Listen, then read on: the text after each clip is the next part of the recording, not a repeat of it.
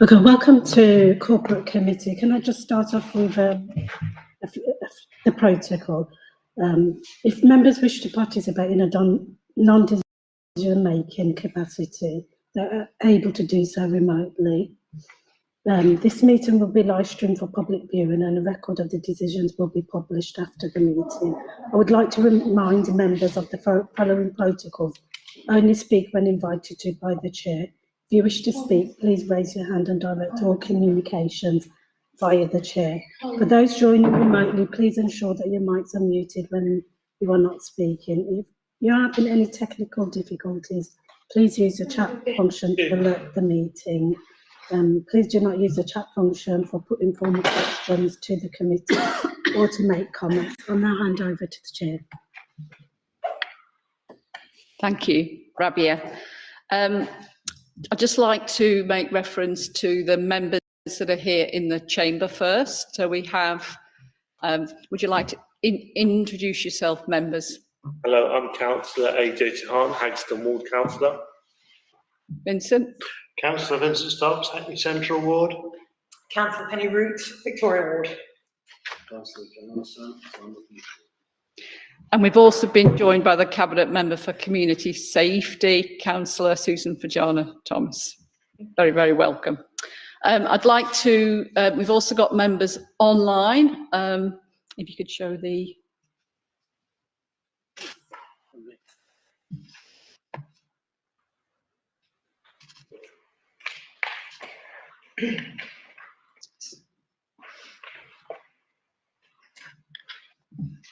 Sorry for the pause. We've got the right screen up now. So we've got Councillor Brian Bell.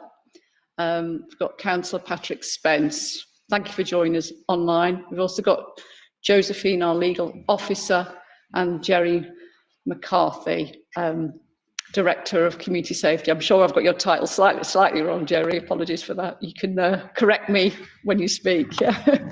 Okay.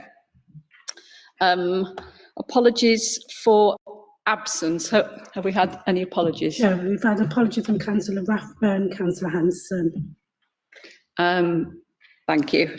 And we've had apologies for lateness for Councillor Race, is that correct? Yes. And Councillor Pluvi is planning to join us online, remotely. Great. Okay. Agenda item 2, declarations of interest. Do members have any interest they wish to declare? Members in the chamber, do you have any interest you wish to declare? Members online, do you have any interests you wish to declare? Thank you. Agenda item 3, minutes of the previous meeting. I go through the minutes page by page. There are a couple of actions which we'll come to at the end of the minutes. So minutes page 1, minutes page 2, minutes page 3, minutes page 4, minutes page 5, minutes page 6. And minutes page 7. Can we agree the minutes? Agreed. Yeah, great. Thank you. Okay, so just a couple of updates. On page 3, Jerry was going to provide an update on the services resources in terms of the business regulation service. Jerry, would you be able to provide an update now? Certainly, Chair, if this is the right time. Yeah, that's fine. Lovely. Can everyone hear me? Yep. Thank you. I think if my recollection is right, Councillor Spence raised this at the last meeting as a resourcing issue. And I just wanted to clarify that in terms of food safety and food safety inspections, the Food Standards Agency has recognised many local authority resources were diverted to COVID and public health functions in 2020-2021, and as such, the full inspection programme was not undertaken. At the end of March 2021, we had approximately 450 overdue for food safety inspections, of which at the end of August we completed 218 of those, and the target is to get those completed by the end of March 2022. So we are actually on target to do that. Subsequently, from the last meeting, the Food Standards Agency has issued updated guidance in relation to the pandemic, which we must have regard to, and a recovery plan they have put in as part of the Food Law Code of Practice from the 1st of July 2021 to 2023-24 with different phases. Phase 1 is July to September 2021, which is prioritizing new businesses for inspection. New businesses are those which have registered as a food business but haven't had an inspection. And secondly, planning intervention program from 2021 onwards. And then phase 2 is from October onwards up to the end of 2023-24. And the requirement of that is that all category A premises which are high risk are inspected, all category B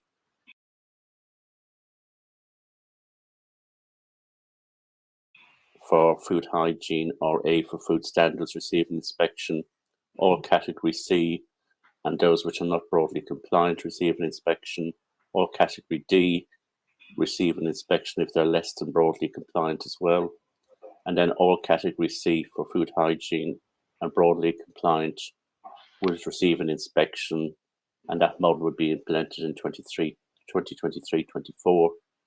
In case members are asking for what we mean by broadly compliant, that is a premise which has a food hygiene rating of 3 or above. So a non-broadly compliant business is one which has a rating of 0, 1 or 2. At the moment, we have had additional staff in to undertake this to get us back on track. And we actually, at the moment, we're ahead of what the food standards have put in place from their recovery plan. So I'm hoping this answers the query that was raised at the last meeting. Thank you, Jerry. That's very helpful. Any further questions on that at all? Okay. Thank you, Jerry. There was one other item that members were particularly concerned about as well, which was the low number of prosecutions and, you know, the impact this was having on your service. Indeed, Councillor Spence again wrote to me after the meeting to express his concern and to ask whether we as a committee should look at, raising this further. So I wondered whether you had an update, Jerry, on, the number of prosecutions and any comments on, how it's affecting your service. Obviously, and I'm sure my esteemed legal colleague will comment more on this, but at the moment in the magistrates' courts, CPS cases are still taking priority. So cases for people not, for example, paying an FPN, they're very low priority under the single justice system, and they haven't recommenced as yet. As you know, we are able to go to court to get a warrant to enter property, to get a closure notice for antisocial behaviour, closure order, we can get those. So lots of antisocial behaviour cases we can get to court quite easily. It's the actual prosecutions which are, because they're not seen as a high risk compared to somebody who's murdered somebody or somebody on remand or whatever, they're not the same risk as CPS cases, and the FPN cases are usually dealt with through the single justice system. We did manage to get one fly tipping case held in court, and we got a successful outcome on that. And we also have some Proceeds of Crime Act cases, which two cases which are currently going through the system, but I have to say they are significantly delayed. So as they're sort of high priority cases, I would think that getting an FPN prosecution through the courts at the moment is highly unlikely. And Josephine has her hand up, so I'll end there. Josephine, did you want to speak? Thank you. I was just going to ask your permission for that. Thank you. It was just to add to what Jerry has said. Prosecutions are slowly going through the court. There's quite, we're finding that even at hearings, you could be listed for 10 a.m., for example, and not going on till 4 p.m. There's still significant delays of the court. The court obviously deal with local authority cases. They deal with them after CPS cases. CPS are very high priority. And because of COVID and the court closures, there are big backlogs. So it's just the court slowly going through them. They will, obviously pick up and continue over time, but it's just, they've only recently opened within the last few months properly, and it's now trying to get things going again, which obviously is difficult and takes time. Okay, thank you for that feedback, Josephine. Members, have you got any questions on this update? I don't know if you've got anything you want to say, Councillor Spence. Please go ahead. Yeah, thank you, Chair. Yeah, thanks for the report on that point. I just wondered, I think it was in the letter I wrote to you, Chair, about the possibility of, through the council and through the Mayor's office, and perhaps your office as Chair of this committee, to make some representations. I guess it would be to the Ministry of Justice about this. Obviously, Hackney Council is not the only council affected. It's going to be every council, I would imagine, is finding the same problem, that we're basically second in the queue, or at the back of the queue, in terms of pursuing our prosecutions. And it seems to me we need to catch that. Oh, sorry. We need to know. We need to know when, at what point is that going to change? Because if we can't fulfil our responsibilities in terms of prosecuting people who are in breach of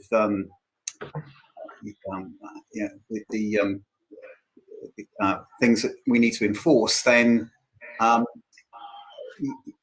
people are getting away with it, aren't they? Whether that's fly tipping or other forms of quite serious nuisance. So that was really my proposal, that we should be trying to make some representations through whatever means we can to, I would guess, the Ministry of Justice, and perhaps through the LGA. Thanks, Councillor Spence. Members, have you got any other members got any additional comments? I was going to make the same point, really. Thank you, Councillor Root. Can I suggest then that we have another update at the next corporate committee, and in the meantime I will follow this up with a cabinet member, Councillor Susan Fajana Thomas, and then we can let members know the outcome of that. Yeah. Okay. Thank you. Okay. So, with the minutes agreed and the actions followed, moving on to the agenda. So, all right. So the annual performance report of the Noise Service 2020. Can I invite Jerry McCarthy to introduce the report? Thank you, Chair. And I must apologise in advance because the paperwork I've got doesn't have any page numbers on it. It only has paragraph numbers. And I don't know if anyone else has the same problem. Yes. Yeah. Yes, we do. If you can just refer to the... I'll refer to paragraph numbers, and then members will hopefully be able to follow. I'm actually hoping that members have had a read of this already. So it's not my intention to go through the whole report. I just want to highlight certain issues. So if that's okay, Chair. Thank you, Jerry. That is fine, yeah. So if I start at paragraph 1.4, which says the report provides an update on the volume of noise complaints and a breakdown of individual types of noise within the last year, including temporary event notices, and which continue to place significant demand on existing resources. And I'll come to that when I refer to temporary event notices. At previous committees, members will know that there are a variety of officers who deal with noise nuisance. So in terms of commercial noise, there's a team of environmental protection officers. They're non-uniformed officers. They deal with the commercial noise, commercial complaints relating to noise, odours, all that type of thing. They also deal with planning applications received. So, and they are highly experienced and qualified. And then for then in terms of residential noise, we have a team of principal enforcement officers who are ward-based, who actually deal with cases on a ward basis. Each officer is allocated 2 wards, so they're actually very familiar with those wards. And I know members know some of the officers quite well, so I know the chair does anyway, so I don't know if other members do. So and obviously they deal with any issues within their ward, whether it's noise, ASB, etc. In addition to that, then we have our out-of-hours noise service, and that is primarily staffed by our uniformed officers, enforcement officers. So they are on duty and they're uniformed. They are out and about Thursday night, Friday night, Saturday night, and Sunday night. And obviously, they will deal with cases as they come in and triage those cases. But it needs to remember they won't necessarily know the ins and outs of, or if there's previous history on a case, etc. So they will just deal with what happens when it comes in on the night. So moving on from that, what I would say is on paragraph 4.2.3, in 2018, we changed the way we receive noise complaints. And obviously we then moved to an e-form, which required residents to fill in certain information, and they got an acknowledgement of that. Following on from that, then we were approached on paragraph 4.2.7 in October 2019 about using report a problem via Fix My Street, and obviously work on that is still ongoing. The advantage of using Fix My Street is that if a resident fills in a report, it links to other cases received. So the officers will know straight away that if there's two cases about a certain issue, that will show up on the system, and officers are aware of that. And obviously, while Fix My Street was initially used to report street-based issues, it's been adapted to something called NoiseWorks, so it works for us. So residents only see one side of it. We have much more information. Residents only actually see their own individual reports that they make, but there could be numerous reports about the same address made by different residents. So that is that. The other thing which obviously affected us was the cyber attack in 2020, when we lost our original database, and we are Fix My Street. We have in the process of awarding a contract to a new provider. That contract isn't actually signed as yet, so I don't want to state who it is until that actually happens. But and the advantage of this new system as well is that the housing ASB team will have access to it, and so obviously they deal with lots of noise complaints from housing residents as well. So we get a lot of, so our principal enforcement officers work closely with the housing ASB officers to ensure that reports and problems on estates are dealt with in a timely and efficient manner.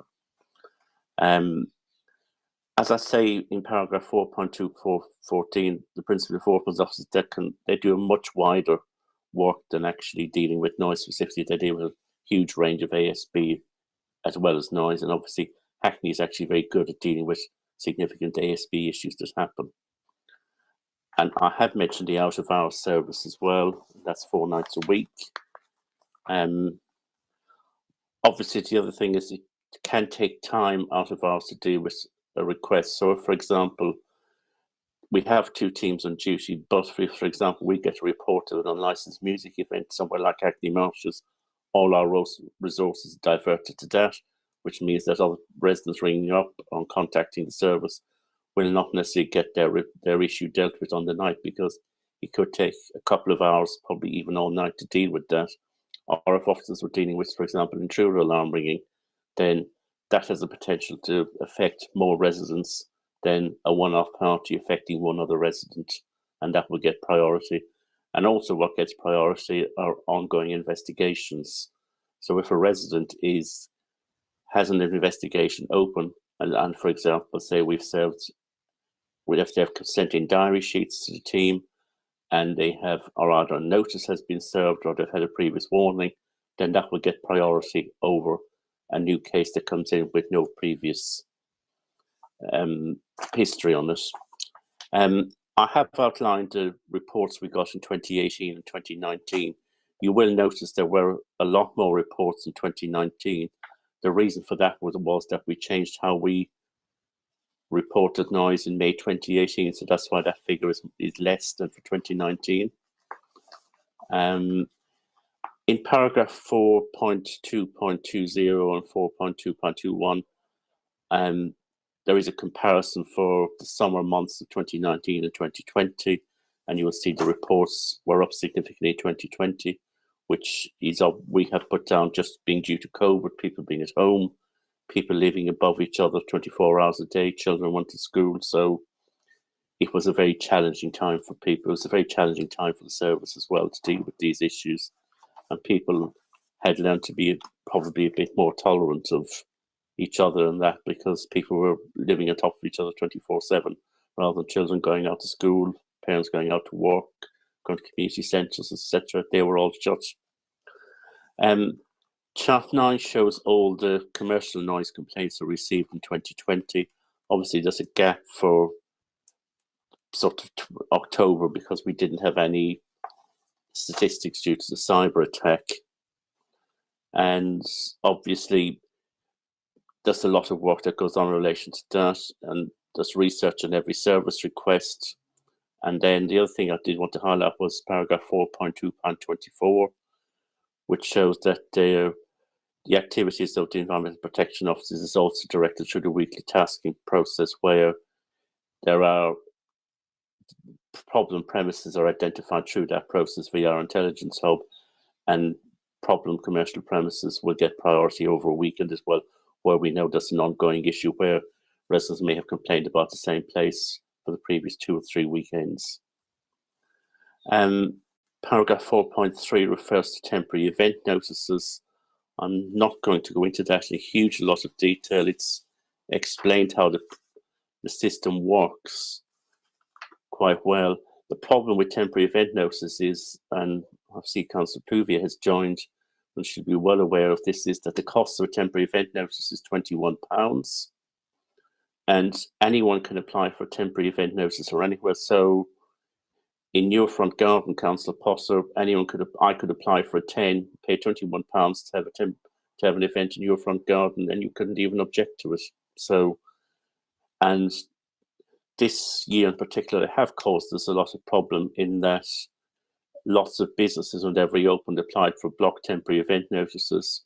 The only organisations that can object to a 10 are Environmental Protection and the police. So if an objection is raised by either Environmental Protection or the police or both, then licensing need to look at the objections, consider whether they're valid, and then if that representation or objection is valid, a licensing subcommittee needs to be convened, which then involves huge amount of extra work for councillors on the licensing committee and our officers in governance and our legal officers to attend that. And obviously all those decisions have to be written up, put on the website, so it generates a lot of work. And I know Councillor Fajana Thomas and Councillor Pluvia are pushing this through London councils and to actually look at the cost of temporary event notices, because the cost of a temporary event notice no way reflects the actual cost of actually dealing with a hearing should a representation or objection be made and they need to have a hearing happen.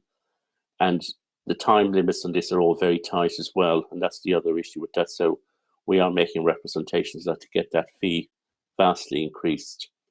When temporary event notices were brought in, what they were originally designed for were something like a church hall or a community hall which didn't have a license, and say wanted to have an event, say for St. George's Day, New Year's Eve, the Queen's birthday, whatever, that type of thing, or even a wedding to allow them to have a function, and they didn't need a permanent license for. So that was the intention, but obviously people know that they can actually use this system to sort of apply for additional licenses.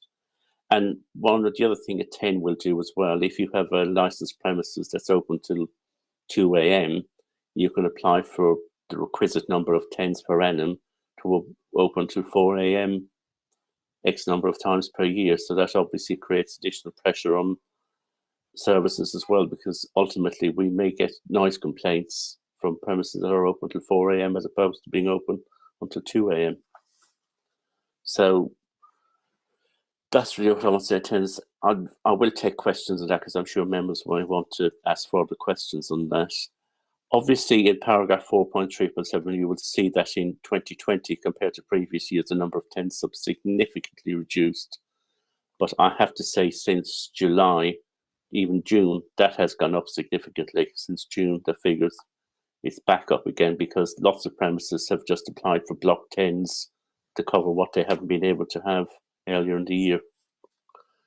The only other thing I want to refer to was work that the Environmental Protection Office is doing on construction sites, and that's paragraph 4.4.1 and .2, and you'll see the number of notices that have been served and the number of consents that have been granted.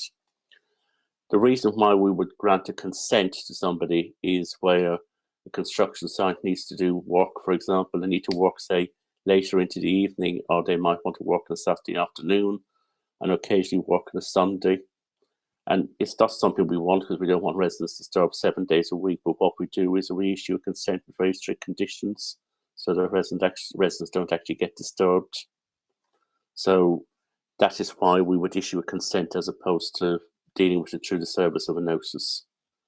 And I think that's it for me, but I'm happy to take any questions members may have.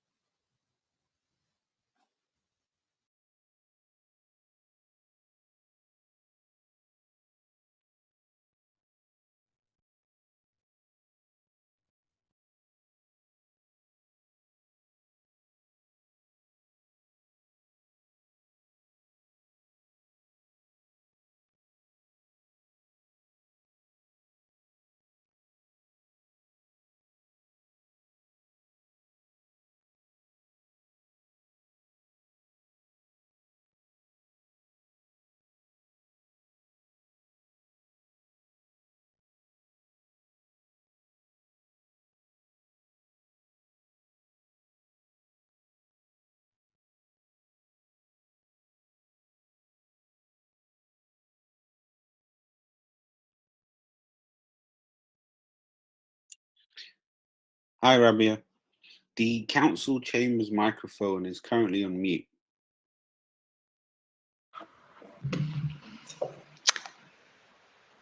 Can you hear Councillor Race now, or myself?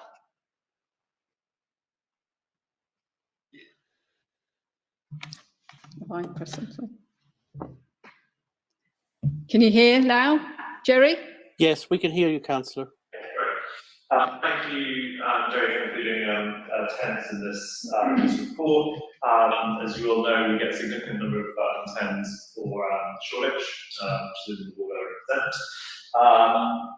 I obviously have huge issues, as I realise the council does as well, with TENS in the way that they're currently being used by licensees in particular, and as you pointed out, not by the people and the organisations that these were originally designed for. I'm pleased to hear that Councillor Thomas and Councillor Cloutier are running this through London councils. I think from a political perspective, it would be very helpful, I think, to be listened to Labour Party policy reviews in terms of how these are used. But back to council business, Jerry, I wondered, I think one of the issues that we find is that because TENS work in essentially the opposite way to how licensing and planning decisions usually work, in that so no one really comes, they are essentially awarded unless they turn down. Residents think that the council has a much more active role in them than in reality we do. So I think there are two questions for you here. One is there a better way that councillors themselves can be aware of intent to being applied for in their own ward? Because at the moment I don't get the sense that we're able to access that at all, and that leaves us a bit blindsided when it comes to residents alerting us to TENS rather than the other way around, and finding out information about them. And then second, I've seen some of when officers come to object to TENS on very, very valid grounds, the case that occasionally the council puts is not particularly robust, I would say. And so I hope that this falls within the sort of remit of this report, that you might be able to talk about those two things in particular. Three things, really. Did you get that, Jerry? I think I've got most of it, Councillor. So the To answer the last question first, officers can only present a case and the facts that are available to them about an application. If, for example, there is an application for 10 for an address that there's never previously been any issues with, regardless of anything else, we can't make an objection to that because we have no history associated with that particular address. Secondly, in relation to the issue of councillors being more aware of that, I'm happy to discuss that with councillors Virginia Thomas and Councillor Pluvier to see if there's a way that we can get them put on our website. But councillors cannot object or raise any objection to any 10. So you might be aware of them, but you can't make any comment or have anything to do with this. And I know that some of the councillors on this committee sit on licensing subcommittee, so councillors have a responsibility as well as members of the licensing subcommittee not to prejudice anything in advance of that. And I didn't catch the first question, I have to admit. I think that's both questions, isn't it? Councillor Race wants to come back, Jerry. Thank you, Joe. I think you're absolutely right to say that 10 councillors don't have a formal role to play in objecting to 10s to the licensing committee. That's just the police and environmental health. But in reality, the only reason that the police and environmental health have objected to one of the 10s, one of the particularly egregious 10s that was given in Shoreditch, was because the council became involved alongside the residents to raise the concerns with the environmental health and police. And so, just because we don't have a formal role to play in the licensing doesn't mean to say we shouldn't be aware of 10s that are being applied for and given in our court. So. Jerry? Thank you for that. Again, I have to say, officers can only make an objection to a 10 based on an evidence base. There needs to be some history associated with the premises before we can actually make a representation on a temporary event notice application. Yeah, fine. And then when we raised it with the environmental health police, they did have an objective to take them back to the licensing. So I'm not sure that's the point that that's the relevant point, Jerry, to be honest.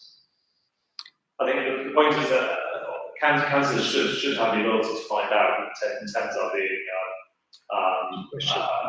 granted within the law, surely.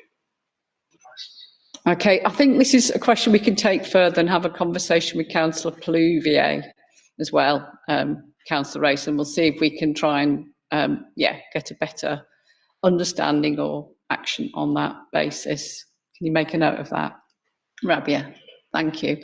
Have members got any other questions of Jerry? Councillor Root. My question is really is about the staffing for the out-of-hours service. Given that Jerry's set out quite clearly where the priorities are, I just wonder how often it is that the out-of-hours service are actually able to go and respond to calls that are made on the night. I'm sure I'm not the only councillor who regularly gets complaints from residents about the fact that they've called the out-of-hours service, and it's useless because nobody ever comes, etc., etc. Now, I can understand that if the two teams are busy, that there's nothing much that they can do. They can't be in more than one place at one time. But I do wonder if there's any kind of statistical breakdown, really, about how much downtime either of those teams have so that they're actually able to respond to calls as they come through. Because if there isn't any downtime for them, it's a kind of a service in name only that we will respond to things, because if they're not there to respond, they're never going to respond. Jerry, would you like to respond to that? I'm getting what Councillor Roos is saying, but as far as I'm aware, every weekend we have people on duty and they respond to calls and they undertake visits every weekend. And letters and notices get followed up from that. And without going into personal cases, I noticed there's a case of you as Councillor Roos in relation to a resident in Gore Road, but when that resident contacts the service, having done checks, a lot of them are times when the out-of-hours service is not operating. Okay, perhaps I could phrase it another way. I mean, there are obviously going to be times of the year when this service is going to be called on rather more, and I suppose the summer is one of them, when people tend to have parties and barbecues out in the garden, when windows are open, etc., etc. I just wonder, do you feel but you've got enough people on duty for those peak weekends during the summer period? And is there perhaps a case for trying to rejig the rotas a bit so that we can change the resourcing a bit to get more people on in those peak periods? Jerry? Thank you, Councillor. My view is that we have enough, 2 teams is sufficient to deal with most things that come in. As I said, the only time when we wouldn't be able to respond was if there was a major incident, something like an unlicensed music event, which caused all resources to be taken away from sort of responding to calls. There are also a technical support officer who's on call, who triages the calls when they come in. So they are triaged and then they're passed to the officers, and the officers respond on the night. I mean, say, if you're concerned about specific cases, I'm quite happy to have a discussion with you outside of the meeting to go through the various whatever cases there are. And the thing is, I need to find out, I need examples and dates and times so I can actually respond appropriately. And I can honestly say that this year alone, I can't recall any complaints being received by the service from people who say that officers haven't responded on the night.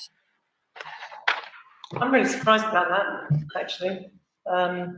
And the reason I say it is because I do know that on some of the estates around where I live and in my ward, and also on Wells Street Common, there have been a series of unofficial parties where people have sometimes been being charged to actually go there as well, where people have tried to complain and they haven't had any response. But perhaps our area is just particular and it's not happening elsewhere.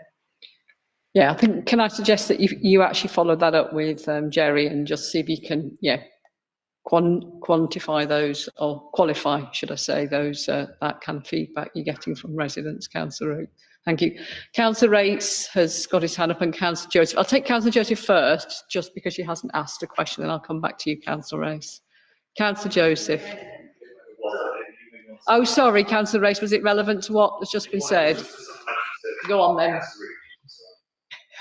Sorry, I just wanted to agree with Councillor Root, actually. I've quite a lot of the anger and lack of confidence in the noise service from local residents in Oxford East rather than Shoreditch on this occasion is due to the fact that they just can't get through. And so whenever they're told to just keep reporting the noise, they're either told that they just can't get through at all, and so they don't.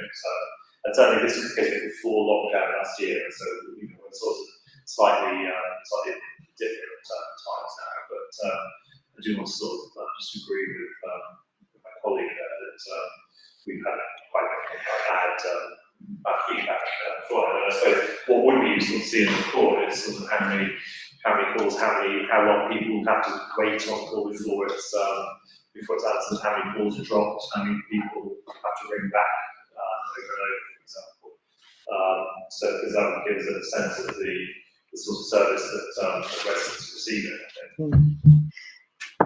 Thank you, Councillor Race. Noted. Can I come on to Councillor Joseph's question? Thanks, Chair. My question is about construction noise, Jerry. Thanks for that information. I'm just wondering what the criteria are for granting Section 61 consents. I can see that there are quite a lot approved. I was I'm a little bit concerned. Are we sort of giving more weight to the interests of the construction industry than our residents? And I know we've got an increasing number of people working from home and struggling with all kinds of noise in very dense areas, maybe looking for some respite on a Sunday, and the last thing they want is some more drilling. So, what, does anyone get Section 61 turned down? I mean, why do we approve? Why do we say yes? This is urgent, so go ahead and construct on a Sunday? I'm interested in the reasoning. Did you hear Councillor Joseph's question, Jerry? Yes, Councillor. Can I come back and Councillor Race first? Yeah, sure. What I will do before the next committee is get statistics from the answering service about how many calls are received, how many get dropped, etc. And I'll get that for the first sort of 7, 8, 9 months of the year. Great. Can I also say, the service takes calls for the whole of Hackney. It's just not just noise services for housing repairs, everything. And also, if people are not or don't want to hold on, they can make the report online, and then the online report will go into our system, and the technical support officer on duty will pick that up. And going back to Councillor Joseph's question, companies can apply for a consent. They make an application, and they've got to show how they will sort of minimise noise disturbance to residents. The council then has 28 days, not working days, 28 days to make a decision on any consent received. We don't automatically grant every consent. We look at the location and sort of proximity of residents. We're fully cognizant at the moment that people are either working from home, a hybrid model, whatever. So we just don't grant consents, but that there has to be conditions attached to any consent. And a lot of consents that we grant are not permanent consents, they're temporary. So maybe for a short period of time to allow certain aspects of the work to be completed. So the officers will examine every consent application that comes in detail. Obviously, the problem is that if we don't give a response within 28 days, the consent is automatically granted. Might a consent involve the condition of no banging or drilling? Do you give that kind of restriction? It depends on the circumstances. What we would normally what they're granted for is where power floating or something like that would be carried on for a period of time, because in order for the concrete to dry, they would need to work later into the night. That's an example. And there have been cases where business construction companies have applied for them where they're behind, and we haven't granted those because there has not a valid reason for granting it. As part of the consent, we really want to minimise noise to residents, but we wouldn't grant a consent that wouldn't allow any banging or drilling, because that would defeat the purpose of the application. And obviously, as well as this, as part of any consent, residents are well informed that the consent has been. We require the construction companies to inform residents as well. So, and any good construction company, what they're sought is good at notifying residents that works are likely to be going on for however long, it's a couple of weeks or a month or whatever, on a Saturday or on a Sunday or late into the night. And I have found from experience, and as have the officers, that good publicity from the construction companies will down the line. Thank you, Jerry. Any further questions at all, members? Is that okay, Councillor Joseph? Yes, thank you. I mean, I suppose I just think we need to think really carefully, because there is more and more construction, and especially in certain areas, for example, in Hoxton. And so if a couple of companies giving consent for the same weekend, and that can have a really nasty effect on residents in the area. So as the borough identifies more and more, we might need to think more and more carefully about how regularly we grant these things. Yeah, I'm sure that's being taken into, consideration. It was pointed out in the report in terms of, the increase of construction activity. Can I ask a question about the app Fix My Street? I know you've talked in a few corporate committees about the fact it's in development. I actually downloaded it on my phone today. I haven't made a report yet to the council, but I wondered why you kind of say it's in development, because I presume that people have the app, they put a report through it, and it comes through to the council. So, and also I noticed there was another app called My Council Services. So do you get reports from a number of different apps? We just get, Councillor, thank you, Chair, we just get reports on Fix My Street, and if you do use it, you will get a reference number and an acknowledgement. So it is working rather than, it's not fully, the reporting system on it isn't developed, so maybe I didn't make that quite clear in the report, for us to produce statistical information. So, but the actual reporting function for residents to report incidents is fully developed. Okay. And the advantage for us to that is, as well, as I said earlier on, is that we can, if there are more than one reports about a premises address, then that shows up when it's allocated to, when it goes to an officer. So they see that. So that's quite a good way of residents reporting issues, it sounds like. Is it something we publicise, or and have we got a bit of a tally or a proportion of the amount of reports that are made through the app? I can't answer that question, but I can find out for you. Okay, thank you. But Councillor I Stocks. have to say that's interesting that the preference seems to be that the public use Fix My Street to contact the council. I hadn't realised that that was the case. I knew it was available, but I didn't know it was a preferred method of contact. Would you say it's preferred, Jerry, or would you say it's a useful addition? It's a useful addition. Regardless of how you report, if you report online, it will go through Fix My Street as well. So if you use hackney.gov/noise, it's the same system. And there is going to be an interface into the new database we're using. Okay. So there's been a lot of work going on. There's a lot more to go on as well, but we just don't. And obviously, some people do not have technology, and we have to be cognizant of that, which is why we have kept the reporting line open as well. Yeah. But I think everyone needs to be aware that the reporting line isn't just for noise; it's for everything out of hours that comes to Hackney that would normally go to the switchboard during the day. Thank you, Jerry. Okay.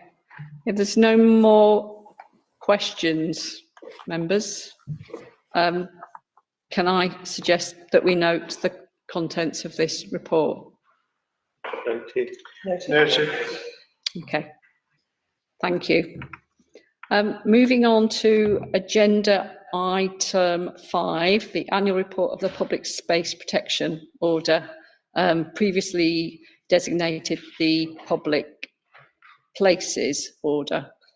If that's right. And can I invite Jerry McCarthy to present the report? Keeping you busy tonight, Jerry. Committee always keep me busy, Councillor, thank you. So this report is on the DPPO, which transposed into a PSPO in October 2017. And if I just go to paragraph 1.3 of the report, which states that the PSPO expired in October 2020. So if you paragraphs 3 sort of explain the reason for the decision of what a PSPO is and what it does. Because I just wanted to make it clear to members that it's a tool to ensure the law-abiding majority can use and enjoy public spaces safe from activities which have a detrimental effect on the quality of their life in the area. So that's the main reason for a PSPO. And the following paragraphs up to 3.12 explain all of that. So there's a lot of issues associated with a PSPO. So if I go to paragraph 4.1, and obviously alcohol-related ASB was regulated by the DPPO, which became a PSPO, and obviously it was a transition PSPO which expired in October 2020.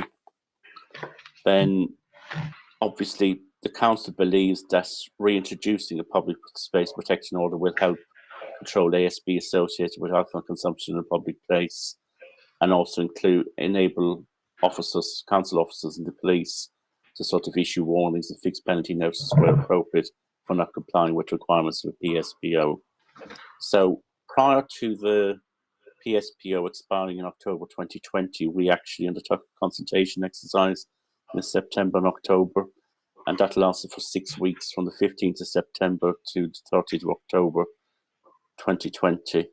In conjunction with that, then, there was an engagement exercise undertaken from the 29th of September to the 14th of November, which was the London Fields Conversation, which was associated with that due to the levels of ASB that happened in London Fields in 2020 during lockdown, when the council actually had to go to the High Court to get an injunction, and part of that injunction did include for a week a ban on the consumption of alcohol in London Fields. So the number of responses to that was poor. We only got 68 responses, I think it was, to the original consultation. And then Cabinet agreed in March 2021 that we would undertake a further consultation, which took place between the 24th of May and the 4th of July 2021. And we actually got over 1,500 responses to that consultation. So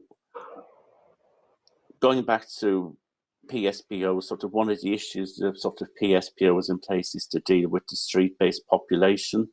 And there obviously are issues of alcohol consumption associated with the street-based population. And that has decreased steadily from when the DPPO was introduced to the current time period. And obviously there was a very small increase in 2018. And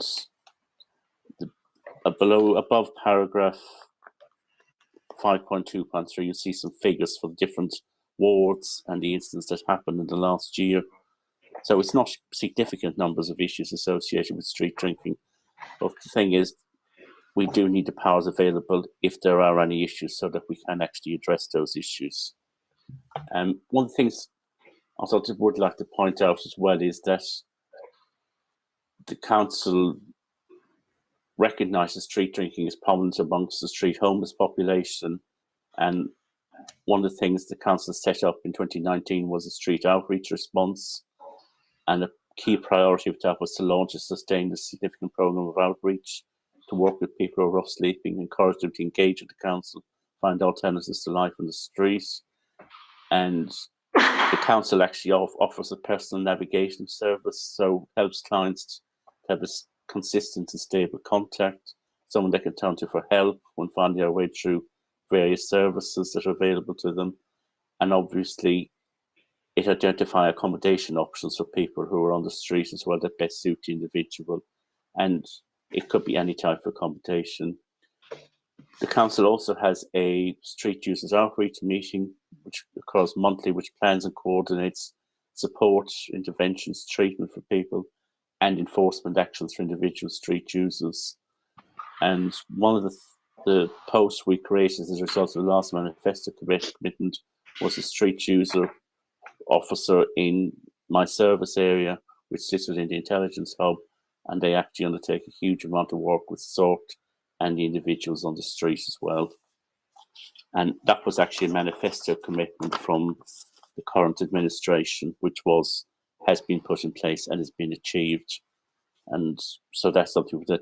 And that is covered again in paragraphs 5.1 to 5.6, but I haven't gone into that in any detail on that, but there are the issues that have happened. And obviously the whole idea of the PSPO is not to actually penalise people. It's a final option. So what we want to do is support people who are street drinking and maybe homeless as well before we actually take any enforcement or any other action against people on the street. It's not the intention of the council to do that whatsoever. It's just, one of the things we do have, and it's the last sort of enforcement tool we would even consider, and we have never used it in Hackney, is to get an injunction against somebody under the using provisions of the Antisocial Behaviour Crime Policing Act 2014. It's not something we have done. It's not something we would consider doing. Every other option would have to be considered and explored and looked at before we would actually take that route. We're not there to penalise people. We're there actually to support people, because we know people on the street, they're not there by choice. They're there by a reason. Whatever reason it has, family breakdown, etc., whatever has happened. People suffer from PTSD, all sorts of things. So there is no one solution, and different people all have complex and different needs, and we support people as much as we can. The only other sort of thing I want to say on that, and I wanted to point out there's under paragraph 6 data, I didn't include any figures. I didn't have the police data at the time the report was published, and that figure is actually 93 for 2020, and it has gone up. And most of the reports are actually in the north of the borough, which on our intelligence hub have put down to it being due to COVID related. So that's why those figures have gone up from previous years. But as I say, we haven't issued any fixed penalties to people, street drinkers. We haven't taken anyone to court. We haven't even considered injunction. We've looked at all the other treatment options available to people who need them. And obviously, in making a PSPO, and I've referred to that in the report in paragraph 9, the equality impact assessment, we have looked at that, and we've looked at equality duty, and we are complying with that when we look at PSPOs and making PSPOs. There hasn't been any consultation undertaken in relation to this report because the report is for information and no decision is being made as a result of this report. And I think that's all I want to say at the moment, but obviously I'm quite happy to take any questions from members who may have issues. Members, Councillor Joseph. Thanks very much, Kerry. I was just wondering, you mentioned the equality impact assessment. I was wondering, do you have any data on the people that you have come across or are they having issues, quick penalties, that people that say that you've been working with? Are they falling into any particular categories? Is that something that are very trained there and can't really? I'm sorry, Chair, I didn't quite catch all of that. Councillor Jeff, do you want to be a bit louder, or do you want me to paraphrase? Sure, I can be louder. I was just wondering, you mentioned the equalities impact assessment, Jerry, and I was just wondering if you had noticed any particular categories in terms of people that you're working with. Have there been any trends? Did you get that, Jerry? There hasn't been any trends. It's just, as I said earlier on, people don't choose to be on the street. People just end up in unfortunate circumstances that they are on the street, and it could be through a whole range of issues. I would say, I have to say, one of the issues that we have noticed that people on the street, compared to everyone else, they suffer from increased issues associated with mental health. So that probably is the primary issue, I would say myself. Yeah. And then we offer them support with that as well. But as you're probably aware, people are very reluctant to take up that support. People are very independent as well, even though they may have lots of issues. People want to remain independent, and I fully understand all of that, and we don't force that sort of issue on anyone where possible. I mean, I presume your officers work closely with the outreach teams, the street outreach teams, and they often talk about how it can take months and months to build up a good relationship with somebody that's perhaps street drinking or out on the streets. So it's reassuring to hear that your approach is very supportive, and I think members would agree with me on that one. We very much appreciate that approach. I noticed that Councillor Race had his hand up, Jerry. Councillor Race, would you like to ask your question? Just in terms of the first part on the PSPO and the London Fields conversation, I just wondered, as we're sort of heading out this summer, whether there was a sense, even anecdotally, of how the summer went along in London Fields this year. London Fields was actually much better this year in that we had a specific team of security officers, and we had an additional team of enforcement officers, and they were supported by the security guards. So even before the weather even before lockdown eased, the weather in April and May, if you remember, was not very good. So we had officers in London Fields 7 days a week from the 1st of April onwards to deal with ASB and the ASB issues that happened. They have undertaken quite a bit of enforcement, including service of fixed penalty notices for littering, urination, etc. in London Fields. And it definitely has not been as bad this year due to the number of staff that have been on duty to actually undertake enforcement to prevent ASB before it happens, which has helped. And officers have also met with the London Fields user group on a weekly basis. That then went back to fortnightly. So any issues that they raised have been addressed as well. The ward panel chair, even I've done a walk around with the ward panel chair and the enforcement team leader who was managing London Fields on behalf of everyone else. We did that one evening just to make sure that all the areas where there were issues that were reported by residents to the War Panel Chair, that we actually covered all of those and they were being patrolled by officers and enforcement action was being taken where appropriate. And also it's having uniformed staff has reassured residents very much as well. We've got positive feedback from that as well. So it's not all about the enforcement, it's all about being able to assist people as well. And there have been several instances where enforcement officers have actually helped members of the public. So having that resource on the street has been a significant help in reducing ASB issues associated that we had last year, which we haven't had this year.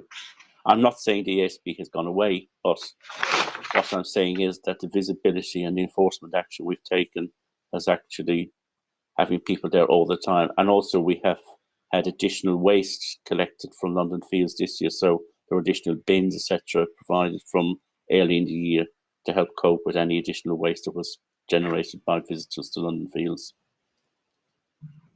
Thank you, Jerry. Thanks very much. Any other questions, members?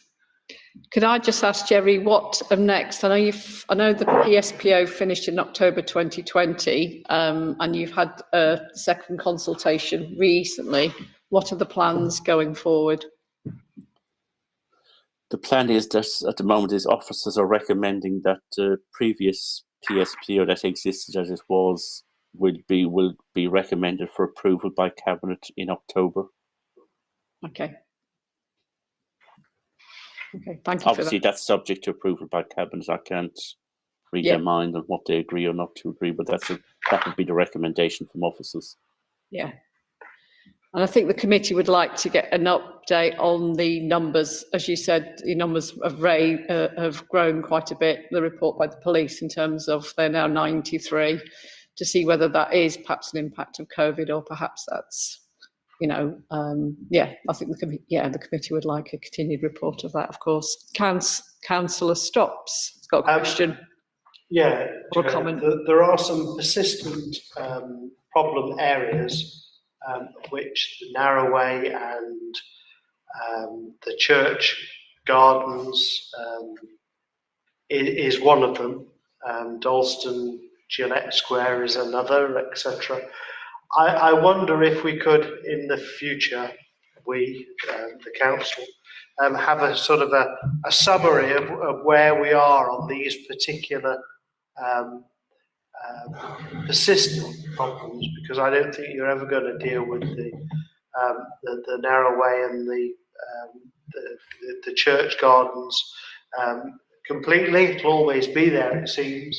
But it would be nice to have an annual recognition of those issues as to whether, like London Fields, whether there's been any innovation or work done, particularly in the key areas which you guys know all about.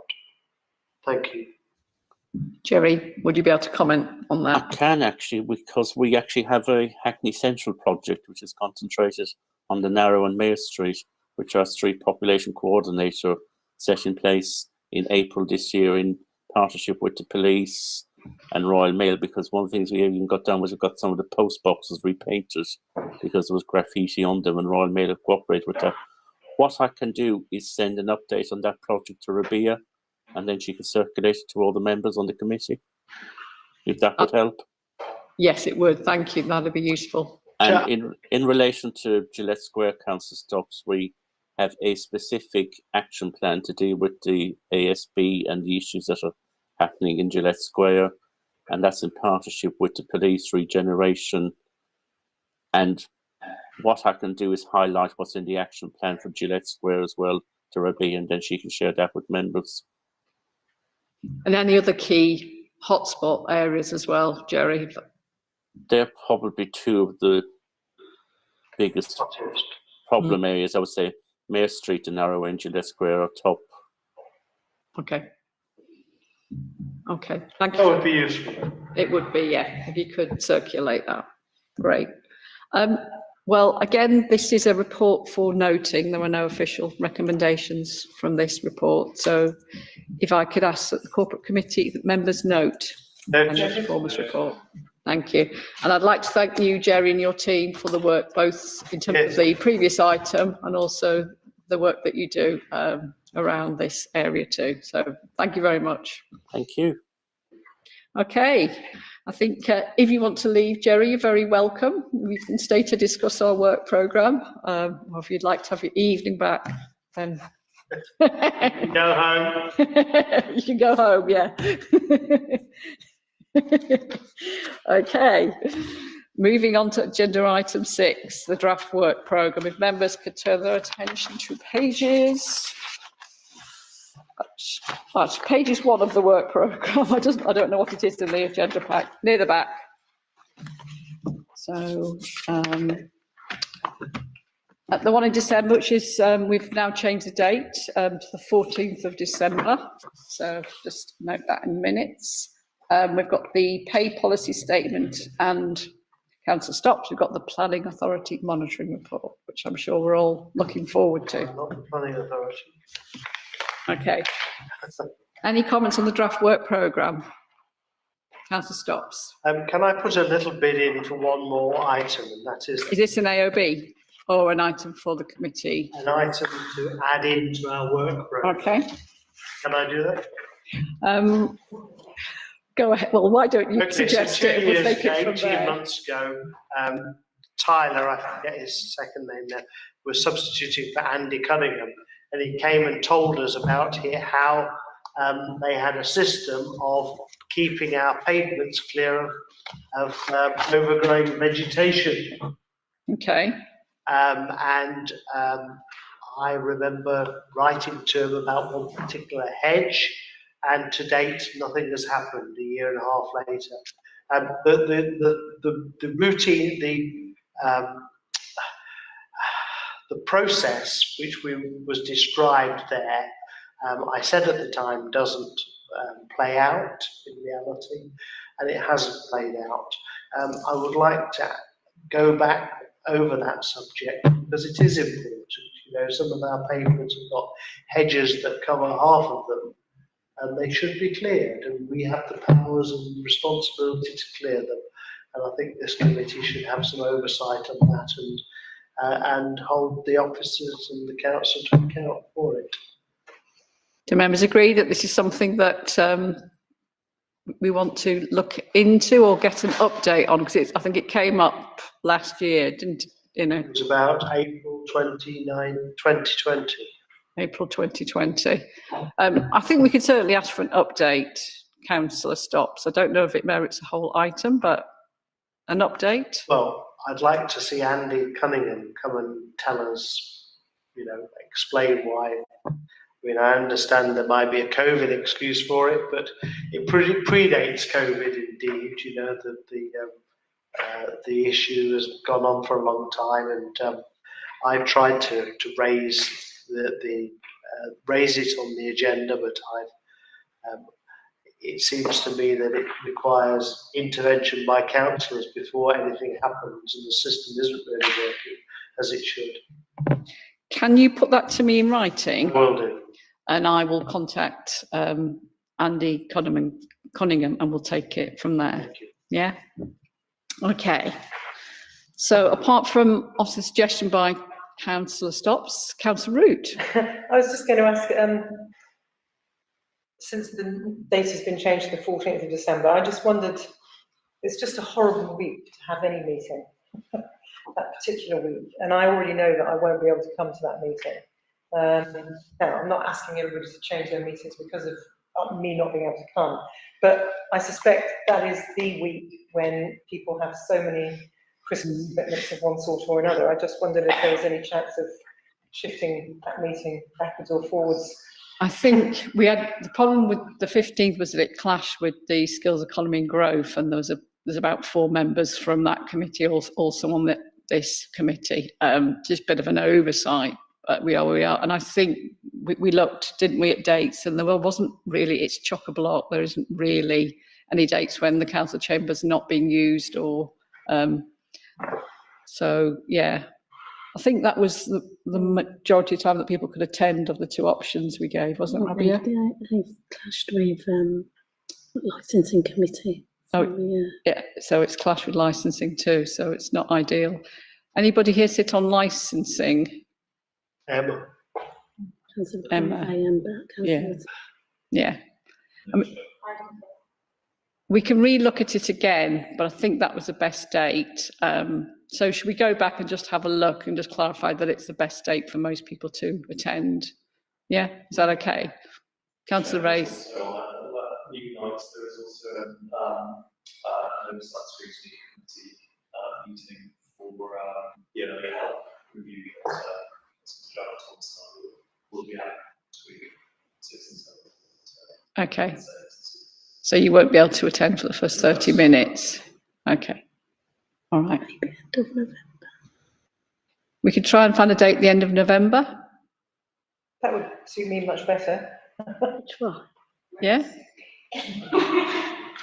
Sorry, Councillor Jones, it won't. Okay. Well, let's see. Let's go back to January. Let's go back and have a look at dates. Yeah, I've probably clashed with then the spring corporate committee date. So let's action to go back and see if we can find a better date for everybody. So apart from that, is there any other business at all? If not, I shall close the meeting. And thank you for your attendance. And thank you to those online. Sorry to